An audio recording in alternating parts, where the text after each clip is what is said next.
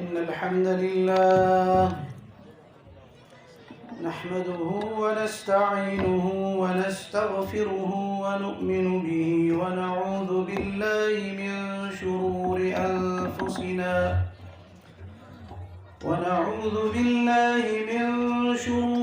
أنفسنا ومن سيئات أعمالنا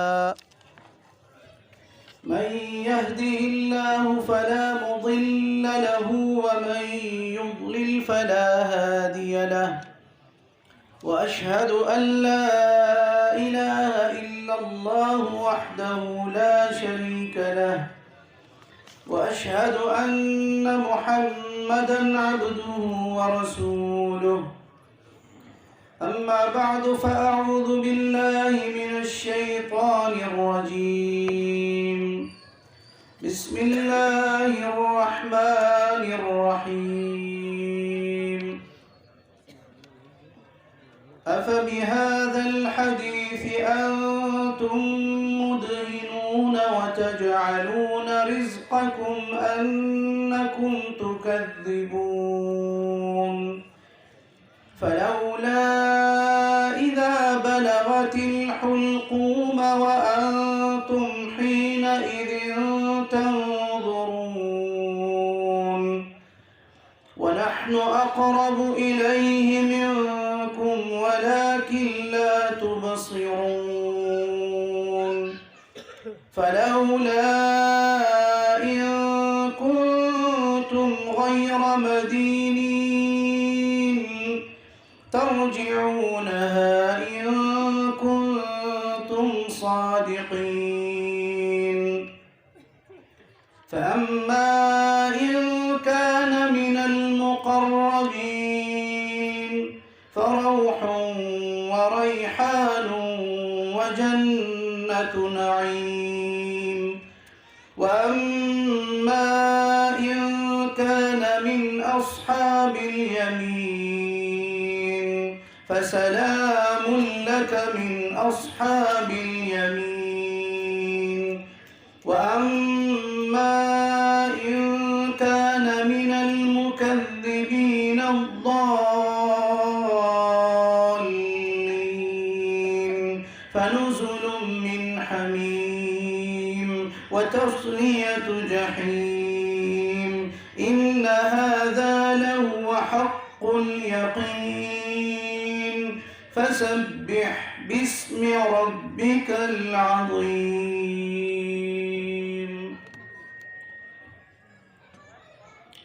عزیز ساتھیوں، بھائیوں اور بزرگوں،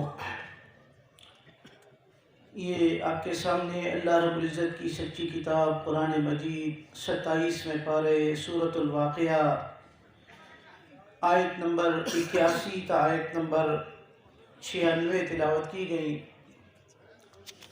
سورۃ الواقعہ مکی دور میں نازل ہونے والی سورہ ہے۔ واقعۃ یا الواقعۃ عربی میں کہا جاتا ہے کہ جو کوئی کام، کوئی واقعہ ہم عربی کے علاوہ اردو میں بھی استعمال کرتے ہیں، دیگر زبانوں میں بھی استعمال ہوتا ہے۔ کہیں پر یہ واقعہ ہم گزرے ہوئے کسی بات کے حوالے سے، گزری ہوئی کسی کہانی یا کسی بات کے حوالے سے کہتے ہیں کہ یہ واقعہ یہ ہے۔ اور عربی میں واقعہ اور واقع دونوں استعمال ہوتے ہیں۔ یہ آنے والے کسی کام، کسی بات کے حوالے سے بولا جاتا ہے۔ یہاں پہ پہلی آیت میں بتایا گیا اذا وقعت الواقعہ، کہ جب وہ واقع ہونے والی بات واقع ہوگی۔ اسی مناسبت سے اس سورہ کا نام الواقعہ رکھا گیا، اور یہاں واقعہ سے مراد روز قیامت ہے، یہ روز آخرت۔ فرمایا اس کے واقع ہونے میں کچھ بھی جھوٹ نہیں ہے، لیس لوقعتها کاذبہ، اس میں کچھ بھی جھوٹ نہیں ہے، یہ دن آ کے رہنا ہے، یہ واقع ہونا ہے۔ خافضۃ الرافعہ، اور وہ ایسا دن ہے کہ کسی کو پست کر دے گی، دے گا وہ دن اور کسی کو بلند۔ وہ دن ایسا ہے کہ کوئی پستیوں میں انتہا تک پہنچ جائے گا یا پھر کوئی بلندیوں کی انتہا تک پہنچ جائے گا۔ یہ زمین بونچال سے لرزنے لگے گی، پہاڑ ٹوٹ کر ریزہ ریزہ ہو جائیں گے، اور ایک غبار کی طرح یہ پہاڑ اڑنے لگیں گے۔ اور اے انسانوں، تم 3 طرح کے گروہوں میں بانٹ دیے جاؤ گے، 3 قسم کے لوگ بن جائیں گے۔ ایک داہنے ہاتھ والے، ان کا کیا کہنا، ایک بائیں ہاتھ والے، ان کی برائی کا، ان کی بدبختی کا کیا کہنا، اور کچھ آگے بڑھنے والے جو آگے بڑھتے ہیں، یہ مقربین میں سے ہوں گے، اللہ کے مقرب بندوں میں سے۔ یہاں آگے بڑھنے والوں سے مراد اللہ کے دین کے لیے، اللہ کی وحدانیت کی بات کے لیے اور اللہ کی عبادات اور بندگی میں ان کا بھی ذکر آیا۔ مقرب، قربت حاصل کرنے والے، یہ لفظ عام طور پر بھی استعمال ہوتا ہے، ان فرقہ پرستوں کی کتابوں میں بھی آپ کو ملے گا، مقربان بارگاہ۔ یہ الگ بات ہے کہ مقربان بارگاہ جن کا تعارف اللہ نے قرآن میں کیا ہے، وہ اللہ سے ڈرنے والے اور اللہ کی عبادت اور بندگی کرنے والے اور اللہ کے حکم کے سامنے سر تسلیم خم کرنے والے، جن کا ذکر، جن کا تعارف قرآن میں اللہ نے کیا ہے۔ اور ان کے لیے سابقون السابقون کا ذکر کیا ہے، اولئک المقربون۔ اور یہ ہوں گے کہاں پہ؟ فی جنات النعیم، نعمتوں سے بری جنتوں میں۔ ثلۃ من الاولین، بہت سے اگلے لوگوں میں ہوں گے، وقلیل من الآخرین، اور پچھلوں میں سے تھوڑے سے ہوں گے۔ اور پھر ان کے لیے جن نعمتوں کا تذکرہ کیا، ان نعمتوں کا ذکر ہے اگلی آیات میں۔ تو ایک طرف تو مقربان یا مقربین یا مقرب لوگ، ان کا تعارف اللہ نے اس انداز سے کیا ہے۔ دوسری طرف ان فرقہ پرستوں اور مسلک پرستوں نے یہ کھل کر اس لیے کہا جا رہا ہے میرے بھائیوں کہ آج دین کا چہرہ بگاڑ دیا گیا۔ ان فرقہ پرستوں نے، ان مسلک پرستوں نے دین کا وہ حال کیا جو اس سے پہلے یہود اور نصارہ نے بھی اپنے دین کا نہ کیا۔ اس لیے ان کا تعارف اس انداز سے کرایا جا رہا ہے کہ جو چہرہ اللہ رب العزت نے اپنے پسندیدہ بندوں کا قرآن میں بتایا ہے، جو رخ اللہ نے بتایا ہے، وہ کچھ اور ہے، اور جو ان فرقہ پرستوں نے خود ساختہ طور پر اپنی طرف سے پہنچے ہوئے مقرب کو، اگر ہم اپنی زبان میں اردو میں کہیں گے تو پہنچے ہوئے، یہ پہنچا ہوا ہے، یہ پہنچی سرکار ہے۔ اور پھر وہ پہنچی جو ہے وہ اس کا تعارف اس انداز سے کیا جاتا ہے کہ نہ تو قرآن نے کیا، نہ تو نبی صلی اللہ علیہ وسلم نے کیا، نہ ان اصلی مقربین جو صحابہ کرام گزرے ہیں انہوں نے اس طرح کے مقربین کا، کہ جو آج جن کو مقربین بنا کر پیش کیا جاتا ہے، ان کا کوئی ایسا تعارف کرایا۔ ان کے مقربین کون ہیں؟ جو اللہ کو آنکھیں دکھانے والے ہیں۔ ان صوفیوں کے روپ میں جن کا تعارف ان کی کتابوں میں ملتا ہے، چاہے وہ ان کی کتابیں آپ اٹھا کر دیکھیں، عبدالحق محدث دہلوی کی کتاب اخبار الاخیار اٹھا کر دیکھیں تو وہ تعارف اس انداز سے کراتے ہیں کہ معاذ اللہ مقرب تو وہ ہوتا ہے کہ اللہ مجبور ہو جائے اور آ کر اس کی جولی میں بیٹھ جائے، معاذ اللہ، نقل کفر نباشد۔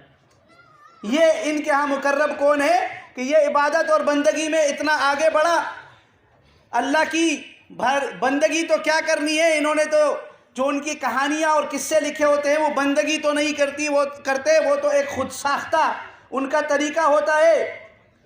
جس بندگی کا، جس عبادت کا ترک دنیا کر کے دنیا والوں سے منہ موڑ کر مراقبے اور مکاشفے کے نام سے جنگلوں میں چلے جانا، حال اور قال کی باتوں کو لوگوں میں پھیلانا، جس کا ذکر قرآن اور حدیث میں نہیں ملتا، وہ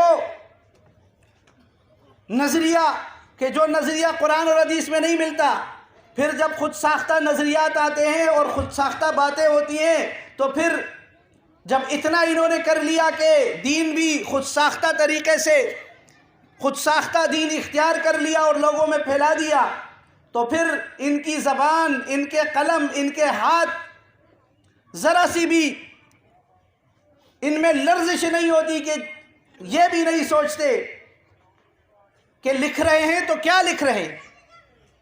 پھر انہوں نے لکھ دیا کہ یہ ہے پہنچے ہوئے، اتنے پہنچ جاتے ہیں کہ معاذ اللہ ثم معاذ اللہ، اللہ تعالیٰ اتر کر ان کی گود میں آ جاتا ہے۔ کبھی احمد رضا بریلوی ملفوظات میں ایسے لوگوں کی پہچان کراتا ہے کہ یہ ایسے عبادت میں یہ مجذوب بن جاتے ہیں اور اتنا آگے بڑھ جاتے ہیں کہ اللہ ان سے ڈرنے لگتا ہے۔ یہ اگر اپنے آپ کو اللہ کی بیوی کہیں تو ہو جاتے ہیں۔ موسیٰ سہاگ کا واقعہ بیان ہوتا رہتا ہے، تو آپ دیکھیں کہ اس نے اللہ کو چیلنج کیا یا بارش برسا اور اپنی سہاگ واپس لے، اور تھوڑی دیر میں بارش شروع ہو جاتی ہے۔ یہ ان کی کتابوں میں لکھا ہوا ہے۔ یہ مقربین سے بات آگے بڑھتی ہے، اور اس سورہ کے آخر میں جو آیات تلاوت کی گئی ہیں وہاں بھی مقربین کا ذکر ہے کہ مقربین جاتے کہاں پہ ہیں۔ یہاں تو بتایا ان کے لیے تیار کیا گیا ہے، اور اس سورہ کے آخر میں بتا بھی دیا گیا کہ وہ فی الواقع چلے بھی گئے وہاں پہ جہاں مقربین نے جانا ہے اللہ کے حکم سے۔ تو بہرحال تین طرح کے بنیادی طور پر لوگوں کا اللہ نے تذکرہ کیا ہے اس سورہ میں۔ اصحاب المیمنہ دائیں ہاتھ والے، اصحاب المشأمہ بائیں ہاتھ والے، سابقون السابقون آگے بڑھنے والے جو دین کے کاموں میں آگے بڑھتے ہیں۔ یہ دین کے کاموں میں آگے بڑھنا میرے بھائیوں یہ بھی بڑی خوش بختی کی بات ہے۔ آج ہم بیٹھے ہوئے ہیں اللہ سے اس امید پر کہ جو نبی صلی اللہ علیہ وسلم نے فرمایا کہ جو قدم صبح میں اٹھے اللہ کے دین کو سیکھنے کے لیے، یا شام میں اٹھے اللہ کے دین کے لیے، یہ قدم اٹھنا دنیا و ما فیہا سے بہتر ہے۔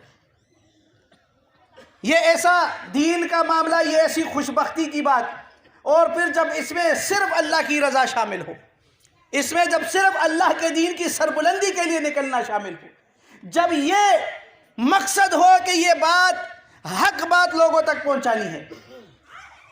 آج اسی مقصد کے لیے ہم جمع ہوئے ہیں۔ اس بدقسمت نام نہاد کلمہ پڑھنے والی امت مسلمہ کا حال دیکھ کر کہ جن کے عقائد اور نظریات اس قدر بگڑ چکے ہیں کہ انسان سوچ میں پڑ جاتا ہے، غور فکر کرنے والا، کہ بات شروع کی جائے تو کہاں سے کی جائے، بات کی جائے تو کون سی کی جائے، رد کیا جائے تو کس عقیدے کا رد کیا جائے، پیش کیا جائے تو کون سا صحیح عقیدہ ان کے سامنے رکھا جائے۔ ایسا تذبذب کا شکار کر دیا ہے، ایسا دین کو تبدیل کر دیا ہے۔ نبی صلی اللہ علیہ وسلم نے فرمایا تھا کہ وَسَيَعُودُ كَمَا بَدَأَ، اسلام ابتدا میں بھی اجنبی تھا اور یہ اجنبی دوبارہ بنے گا، دوبارہ اجنبی بنے گا۔ آج ہمارے سامنے وہ حالات ہیں۔ آپ دیکھیں، موضوعات تو بہت سارے، یہ ہمارا اجتماع ہے، تربیتی اجتماع کے رکھنے کا مقصد یہ ہے کہ ہم یہاں سے کچھ حاصل کریں، ہم یہاں سے کچھ سیکھیں۔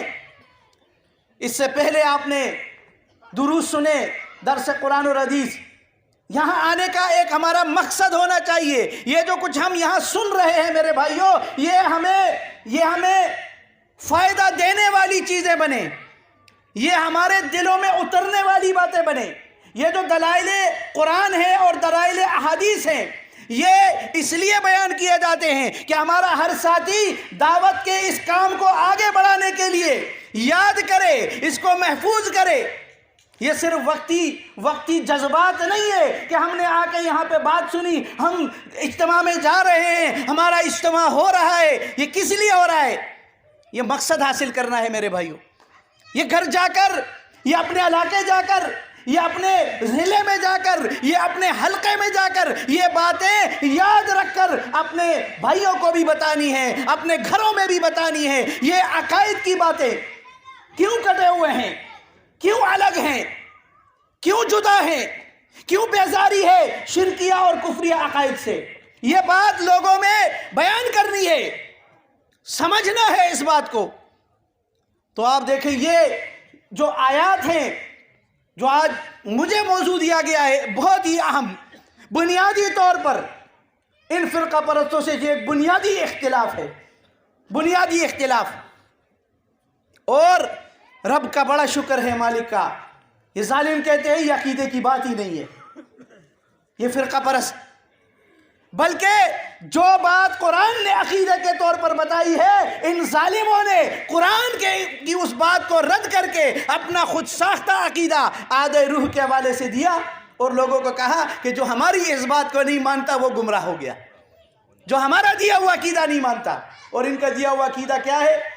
یہ بھی اللہ کا بڑا شکر ہے کہ روز بروز مالک ان کے چہرے دکھاتا ہے، آئے دن نئی نئی باتیں ان کی۔ جب دیکھیں ایک قرآن پر عمل ہو جاتا، روح آتی ہے کہ نہیں آتی، قرآن سے جواب لے لیا جاتا، ثم انکم یوم القیامت تبعثون، ایک جواب مل جاتا۔ لیکن ان کے بڑوں نے، چونکہ تو بڑوں کے پیچھے چلنے والے، یہاں تو لڑتے ہیں مرتے ہیں، اکابرین کا نام نہ لو، ہمارے اکابرین کا نام نہ لو۔ ان میں سے ایک گروہ آپ کو ملے گا جو کہے گا کہ اکابرین، اور ایک گروہ آپ کو ملے گا جو کہے گا سلف صالحین۔ یہ دو طرح کے گروہ اس عقیدے میں خاص طور پر ان کے اکابرین نے لکھ دیا، اور آج تک آپ یقین کریں چند باتیں آپ کے سامنے رکھنی ہیں۔ عقائد ہوتے رہتے بیان، میرا مقصد یہ نہیں ہے کہ ان کی ساری باتیں اس مختصر وقت میں نہیں ہو سکتی، نہ ہو سکیں گی، یہ چلتا رہے گا سلسلہ، حق اور باطل کی یہ کشمکش چلتی رہے گی۔ لیکن جب بھی باطل آئے گا سامنے نئے انداز سے، نئے روپ سے، قرآن بتاتا ہے بل نقذف بالحق علی الباطل فیدمغه فاذا هو زاہق۔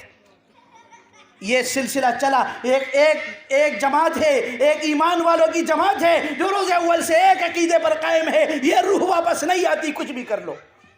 قرآن بھی کہتا ہے کچھ بھی کر لو، جتنی تم میں دم خم ہو۔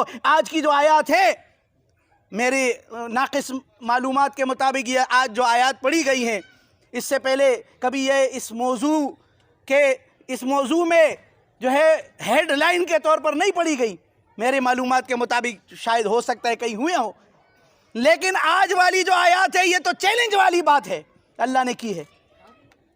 بل نقذف بالحق علی الباطل، اللہ فرماتا ہے ہم حق اور باطل کی اس کشمکش کو جاری رکھے ہوئے ہیں، یہ چلے گا۔ بھائی اس بات پہ آپ دل برداشتہ نہ ہو، یہ تو کشمکش چل رہی ہے، یہ چلتی رہے گی۔ یہ اگر اللہ نے سلسلہ ختم ہی کرنا ہوتا تو ایک ہی نبی بھیج دیتا اور معاملہ ختم ہو جاتا، نہیں، انبیاء کا سلسلہ آیا ہے اللہ کی بات کو بتانے کے لیے۔ نہ اس بات سے دل برداشتہ ہونا ہے کہ ہمارے اتنے سال ہو گئے، اتنے عرصے سے ہم یہ اعادہ روح کی بات کر رہے ہیں۔ صرف اعادہ روح کی بات نہیں ہو رہی، یہاں تو عقائد کی بات ہو رہی ہے، یہاں تو نظریات کی بات ہو رہی ہے۔ اجرت کو الگ سے بیان کیا جاتا ہے جو کہ اللہ کی نافرمانی ان فرقہ پرستوں نے پھیلائی ہوئی ہے۔ وسیلے کا شرک الگ ہے، تصوف الگ ہے، غیر اللہ کو پکار الگ ہے، غیر اللہ کی نظر و نیاز الگ ہے۔ یہ صرف ایک موضوع تھوڑی ہے، یہ سارے موضوعات ہیں، یہ سارے مل کر مقابلہ کرتے ہیں قرآن کا۔ آپ نہ سمجھے کہ آپ کے خلاف ہیں، اکثر لوگ کہتے جی ہمارے خلاف نہیں ہے بھائی، یہ تصحیح کر لے اپنی، یہ ظالم اللہ کے خلاف ہے۔ اور آپ کیا بتائیں مجھے، جواب دیں، کیا کوئی اللہ کو ہرا سکتا ہے؟ اللہ کو کوئی ہرا سکتا ہے؟ کسی میں اتنا دم ہے؟ سوال پوچھا ہے اللہ نے، ام حسب الذین یعملون السیئات ان یسبقونا۔ قرآن کی آیت ایک ہی ہے، ان کے عقائد ابھی بیان کیے جائیں گے، کتنے بدلتے ہیں ایک ہی کتاب میں اس آیت روح میں کتنی زبانیں ہیں، لکھنے والا ایک، قلم ایک ہاتھ کا چل رہا ہے، اور عقائد مختلف اس میں سے تحریر ہو رہے ہیں۔ وجہ کیا ہے؟ وجہ یہی ہے کہ جب انسان، قرآن بتاتا ہے نا کہ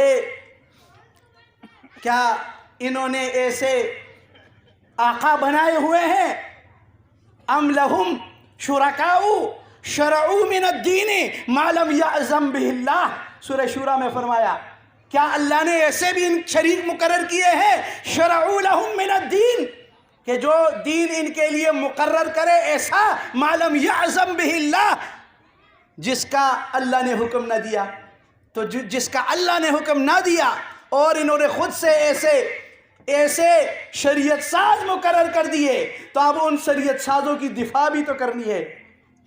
یہ دفاع میں کرتے ہیں. اس لیے آپ کو آدھے روح کے حوالے سے بھی یہ ملے گا کہ کچھ کہیں گے جی جب مر جاتا ہے تو کوئی تعلق باقی رہتا ہے، کوئی کہے گا نہیں جی یہ روح نکل کر واپس آ جاتی ہے، کوئی کہے گا جی آ کر واپس چلی جاتی ہے، کوئی کہتا ہے کہ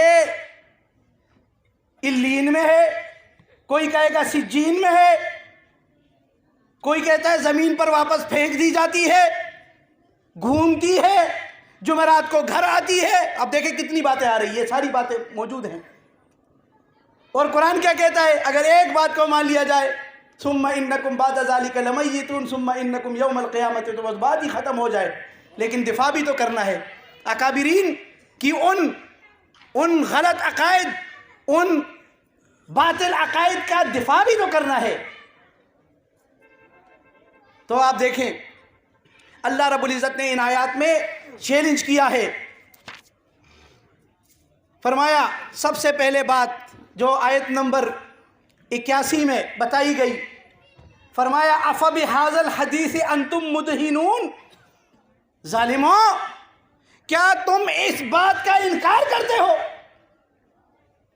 کیا تم قرآن کا انکار کرتے ہو؟ کیا تم قرآن کو جھٹلا رہے ہو؟ وَتَجْعَلُونَ رِزْقَكُمْ أَنَّكُمْ تُكَذِّبُونَ، اور جھوٹ بولنا تم نے اپنا رزق بنا لیا. یہ ان کا رزق بن گیا ہے. آپ دیکھیں دن رات شب و روز لگے ہوئے، ایک کتاب آ رہی ہے، پھر دوسری کتاب آ رہی ہے، پھر تیسری کتاب آ رہی ہے. ایک جھوٹ کے لیے 100 جھوٹ بولنے پڑتے ہیں. جب ایک جھوٹ انسان بولتا ہے تو یہ جھوٹ اس کا رزق بن جاتا ہے کہ نہیں؟ وَتَجْعَلُونَ رِزْقَكُمْ أَنَّكُمْ تُكَذِّبُونَ، تم نے جھوٹ بولنا اپنا رزق بنا لیا ہے. اور خاص طور پر جو ہمارا بنیادی قرآن اور حدیث سے ثابت شدہ عقیدہ عقیدہ روح کا ہے، اس میں سب سے زیادہ ان ظالموں نے جھوٹ کو اپنا رزق بنایا ہے، سب سے زیادہ. اور اللہ نے بھی یہی سوال کیا ہے. یہ تو عام بات کی ہے، آدھے روح کا ذکر تو بھی اگلی آیات میں آئے گا. لیکن آپ دیکھیں زبردست انداز میرے رب کا کہ وہ جو بات ابھی کی جا رہی ہے پہلے سے ہی بتا دیا کہ دیکھو سمجھ جاؤ، سدھر جاؤ، تم اللہ کو ہرا نہیں سکتے. تم جھوٹ بول کر تم اپنی رزق جو ہے، یہ جھوٹ بول کر جب انسان اتنا جھوٹ بولے تو پھر کیا ہوگا؟ اللہ کے ہاں جھوٹا لکھ دیا جاتا ہے، جھوٹا لکھ دیا جاتا ہے. یہی جھوٹ اس کے ساتھ باندھ دیا جاتا ہے. اور آج الحمدللہ ان فرقہ پرستوں کے ساتھ یہ جھوٹ باندھ دیا گیا ہے. جب قرآن کی آیت پیش کی جائے گی، جب ان کے باطل نظریے کا رد قرآن اور حدیث سے، کیونکہ جھوٹ کے پیر بھی نہیں ہوتے، بڑے خوش ہو جاتے جی ہمارے فلاں نے اس بات کا جواب دے دیا ہے. اس بات کا جب جواب دوبارہ قرآن سے دے دیا جاتا ہے تو پھر دوبارہ سے اگلا جھوٹ تراشنے کی کوشش کی جاتی ہے، چونکہ ان کا رزق جو بن گیا ہے، رزق کے بغیر گزارا ہو سکتا ہے؟ نہیں ہو سکتا. اس لیے پھر جھوٹ کے لیے دوسرا جھوٹ، پھر اس جھوٹ کے لیے تیسرا جھوٹ، اور یہ سلسلہ رزق کی صورت اختیار کر گیا. اور قرآن نے آج سے 1450 سال پہلے یہ بات بتلا دی. وَتَجْعَلُونَ رِزْقَكُمْ أَنَّكُمْ تُكَذِّبُونَ، تم نے اس جھوٹ کو اپنا رزق بنا لیا. پھر فرمایا فَلَوْلَا إِذَا بَلَغَتِ الْحُلْقُومَ، پھر بھلا جب یہ روح گلے میں آ پہنچتی ہے، گلے میں آ پہنچتی ہے. قاسم نانوتوی آب حیات میں لکھتے ہیں کہ نبی صلی اللہ علیہ وسلم کی روح جو ہے وہ کیا ہوئی ہے؟ جی کچھ بتائیں، یہ تو بیان ہوتا رہتا ہے. آب حیات میں کیا لکھا ہے؟ نبی صلی اللہ علیہ وسلم کی روح سینے میں اٹک گئی ہے، سینے میں اٹک گئی ہے۔ اب آگے چند باتیں آئیں گی اس حوالے سے کہ ان کا جو ہے وہ کیسے پوسٹ مارٹم قرآن نے کیا ہے پہلے سے ہی، اور کیسے صحابہ یہ جو اپنے آپ کو کہتے ہیں، یہ ابھی ایک دو دن پہلے جو ہے وہ ایک ویڈیو ایک دیوبندی کیا نام ہے پتہ نہیں اس کا سن رہا تھا، تو وہ سلسلے بیان کر رہا تھا۔ قاسم نانوتوی کا سلسلہ ابو بکر سے ملتا ہے، اشرف علی تھانوی کا سلسلہ عمر سے ملتا ہے، نعمانی یا مدنی کا سلسلہ جو ہے وہ عثمان سے ملتا ہے، اور محمود الحسن کا سلسلہ علی سے ملتا ہے۔ سلسلے ملانے کے ماہر ہیں یہ سارے، اپنے سلسلے، شیعہ اپنے سلسلے ملاتا ہے، بریلوی اپنے سلسلے ملاتا ہے، دیوبندی اپنے سلسلے ملاتا ہے۔ سلسلے مل رہے ہیں ہماری جی، سلسلے مل رہے ہیں، ایک سانس میں بولے جا رہا ہے، لوگ واہ واہ کیے جا رہے ہیں، ایک سانس میں سلسلے مل گئے۔ سلسلہ تو نوح علیہ السلام کے بیٹے کا نوح علیہ السلام سے ثابت ہے، نہیں ثابت؟ ثابت ہے۔ قرآن کہتا ہے انہو عمل غیر صالح۔ سلسلہ سے کیا ہوتا ہے؟ سلسلے سے کیا ہوتا ہے؟ سلسلہ بتا دیا، نوح علیہ السلام کا بیٹا نوح علیہ السلام نے بتا دیا ہے اللہ یہ میرے سلسلے کا ہے، ان ابنی من اہلی، یہ میرے سلسلے کا ہے۔ اللہ فرماتا ہے نہیں، یہ سلسلہ منقطع ہو چکا ہے۔ یہ سلسلہ کیا ہے؟ منقطع ہے۔ عمل غیر صالح فلا تسألنی ما لیس لک بہ علم، اس کا سوال نہ کرنا۔ سلسلہ سے کیا ہوتا ہے؟ سلسلہ شریک حیات نوح علیہ السلام کی شریک حیات کہا جاتا ہے نا، آج حقوق زوجین پہ تقریر سنی ہم نے، شریک حیات بھی کہا جاتا ہے۔ حقوق زوجین کتنے حقوق ہیں؟ اور قرآن کہتا ہے ضرب اللہ مثلا للذین کفروا امرأۃ نوح وامرأۃ لوط، کفر کی مثال بن گئی وہ۔ سلسلہ سے کیا ہوتا ہے؟ ابراہیم علیہ السلام کے والد کا سلسلہ اپنے باپ سے، من بعد ما تبین له انہ اصحاب الجحیم، جہنمی ہے وہ۔ سارے سلسلے آپ دیکھیں، سلسلوں کا درد قرآن نے ایسا کیا ہے، یہ کہتے ہیں سلسلے۔ تو نبی صلی اللہ علیہ وسلم کی روح سینے میں اٹک گئی، قاسم نانوتوی۔ قرآن کہتا ہے یہ حلق تک پہنچ گئی، نرخرے تک پہنچ گئی۔ وَأَنْتُمْ حِينَئِذٍ تَنْظُرُونَ، تم دیکھتے ہو۔ یہ وحی کہاں سے آئی؟ قاسم نانوتوی پہ۔ قرآن کہتا ہے نرخرے تک پہنچتی ہے، حلق تک پہنچتی ہے، تم دیکھتے ہو۔ وَنَحْنُ أَقْرَبُ إِلَيْهِ مِنْكُمْ وَلَكِنْ لَا تُبْصِرُونَ، ہم تم سے بھی زیادہ اس کے قریب ہوتے ہیں۔ مرنے والا مرتا ہے، عزیز و اقارب قریب بیٹھے ہوتے ہیں، آخری سانسیں چل رہی ہے، اکثر ڈاکٹر بھی جب دیکھتا ہے تو عزیزوں کو بلا لیتا ہے، قریب آ جاؤ، کوشش کرتا ہے، پمپنگ کرتا ہے، آکسیجن دیتا ہے، دباتا ہے، پھونک مارتا ہے، کیا کچھ نہیں کرتا بچانے کے لیے، سارا کام ہو رہا ہوتا ہے۔ اللہ فرماتا ہے نحن اقرب الیہ منکم، کوئی ہاتھ سے لا رہا ہوتا ہے، کوئی سر سے لا رہا ہوتا ہے، کوئی پیر سے لا رہا ہوتا ہے، کوئی آواز دے رہا ہوتا ہے، کوئی جھنجھوڑ رہا ہوتا ہے، کرتے کہ نہیں سارا؟ اللہ فرماتا ہے نحن اقرب الیہ منکم، ہم تم سے بھی زیادہ قریب ہوتے ہیں۔ تمہارا تو قریب ہے، تمہارا تو عزیز ہے، ہم تم سے بھی زیادہ اس کے قریب ہیں، ولیکن لا تبصرون، لیکن تمہیں نظر نہیں آتے۔ اب اللہ تعالیٰ چیلنج دیتا ہے، ان ظالموں نے اللہ کا چیلنج قبول کر کے اللہ پر جھوٹ بھی باندھ دیا اور ایسی بات کہہ دی، ایسی بات کہہ دی، انہوں نے چیلنج قبول کر دیا۔ اللہ فرماتا ہے فَلَوْلَا إِن كُنْتُمْ غَيْرَ مَدِينِينَ، اب اگر تم کسی کے بس میں نہیں ہو، کسی کے بس میں نہیں ہو، کسی کے اثر میں نہیں ہو، کسی کے پابند نہیں ہو، کسی طاقت، کوئی طاقت تم سے اوپر نہیں ہے۔ دیکھیں بات اتنی سی ہے کہ کوئی طاقت تم سے اوپر نہیں ہے، تم آزاد ہو، تم خود مختار ہو، تم کر سکتے ہو، اگر کر سکتے ہو تو کر کے دکھاؤ۔ ترجعونہا ان کنتم صادقین، اس روح کو کیا کرو؟ واپس لوٹا دو، اس روح کو لوٹا کر دکھاؤ اگر سچے ہو۔ قرآن تو یہ کہتا ہے اگر سچے ہو تو لوٹا کر دکھاؤ۔ تو اگر سچے ہیں تو آج تک سوائے کتابی باتوں کے، سوائے انکار کے، سوائے ایک دوسرے کے سر دھونے کے، پیر دھونے کے، بڑی کوشش کی ہے کہ کسی پابندی سے نکل کر دکھائیں، کسی اثر سے نکل کر دکھائیں، کسی طاقت کی طاقت سے نکل کر دکھائیں، کوئی تو بن جائے بات۔ کیا قرآن سے آگے نکل سکتا ہے کوئی؟ اللہ کی ایک آیت، کوئی کہتا ہے بعض تعلق رہتا ہے، کوئی کہتا ہے پورا تعلق رہتا ہے، کوئی کہتا ہے سینے میں اٹک گئی ہے، یہ وہی پتہ نہیں کہاں سے آ گئی ان کے پاس۔ ابو بکر تو کہتے ہیں ان محمدن قد مات، سلسلہ ثابت کیا تو یہ بھی بات مان لو۔ سلسلہ ثابت کرتے ہو، سلسلہ ثابت کرتے ہیں، سلسلہ تو تب ثابت ہو کہ تم ابو بکر صدیق کی بات مان لو۔ ابو بکر صدیق کیا کہتے ہیں؟ ان محمدن قد مات۔ عائشہ کیا کہتی ہے؟ ہم سمجھ گئے کہ اب نبی صلی اللہ علیہ وسلم دنیا والوں کی رفاقت اختیار نہیں کریں گے۔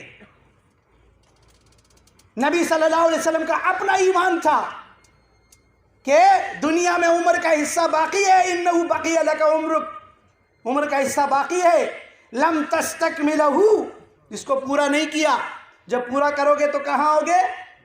اتیت منزلک، اپنی منزل میں آنا ہے۔ کہاں زندہ ہے نبی صلی اللہ علیہ وسلم؟ اللہ کے ہاں۔ یہ پہلے سے باتیں بتا دی، یہ تو بالکل واضح ہو چکی ہوئی باتیں۔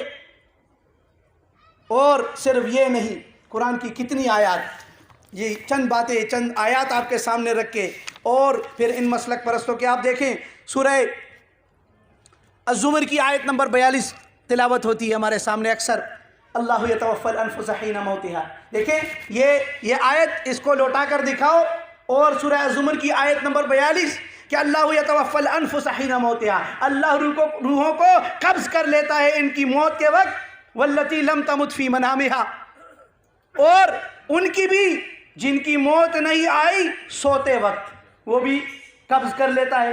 فَيُمْسِكُ الَّتِي قَضَى عَلَيْهَا الْمَوْتِ، پھر جس کے لیے موت کا فیصلہ ہوتا ہے اس کو روک لیتا ہے، روک لیتا ہے۔ وَيُرْسِلُ الْأُخْرَى إِلَىٰ أَجَلٍ مُّسَمًّى، اور دوسرے کو جو سویا ہے، مرا نہیں ہے، اس کی روح کو کیا کرتا ہے؟ ایک وقت کے لیے واپس بھیج دیتا ہے۔ اور اخرى، یرسل الاخرى، جو مرا ہے اس کو یمسک کر دیا، اور جو سویا ہے اس کو کیا کر دیا؟ یرسل کر دیا۔ اس سے بھی زیادہ کوئی واضح بات ہوگی؟ فیمسک التی، روک لیا اس کو، اور جس کو اللہ روکے، وما یمسک فلا مرسل لہ من بعدہ، سورہ الزمر ہی کی ابتدائی آیات میں کیا فرمایا؟ وما یمسک، سورہ فاطر کی ابتدائی آیات میں وما یمسک فلا مرسل لہ من بعدہ، یہ بتایا نا فیمسک التی قضی علیہ الموت، روک لیا اس کو اور بھیج دیا دوسرے کو۔ سورہ فاطر کی ابتدائی آیت میں کیا فرمایا؟ وما یمسک فلا مرسل لہ من بعدہ، جس کو روک لے اس کو کوئی بھیج نہیں سکتا، اس کو کوئی بھیج نہیں سکتا۔ تو جس کو اللہ نے روک لیا، اللہ نے تو قرآن میں بتا دیا۔ اور یہاں کیا کہا جا رہا ہے؟ اس امت کے اندر اکثر لوگ تو آپ دیکھیں نئے نئے مدافعین بھی پیدا ہوتے ہیں، جو ایک مسلمہ عقیدہ تھا سالوں سے، صدیوں سے، بلکہ 1000 سال سے بھی اوپر، مسلمہ عقیدہ، احمد بن حنبل کا دیا ہوا عقیدہ، کتاب الصلاۃ میں بار بار وہ عقیدہ جو بار بار چھپتا رہا اور چھاپا جاتا رہا اور تقسیم کیا جاتا رہا اور مانا جاتا رہا اور لوگ اپنا تعلق اس سے ثابت کرتے رہے۔ آج جب اللہ کے فضل و کرم سے اس عقیدے کا پیچھا کیا گیا قرآن کی آیات کے ذریعے سے کہ یہ عہد روح کا عقیدہ وہاں سے شروع ہوا ہے، ان الفاظ سے کہ وَالْإِيمَانِ بِمَلَكُ الْمَوْتِ يَقْبِضُ الْأَرْوَاحَ ثُمَّ تُرَدُّ فِي الْقُبُورِ فِي الْأَجْسَادِ، بتاؤ اس کا پیچھا کیا گیا، کہاں سے ثابت ہے؟ قرآن کہتا ہے نہیں آتا، کوئی ایک آیت ہے نہیں آتا، لوٹا کر دکھاؤ، روک لیتا ہے۔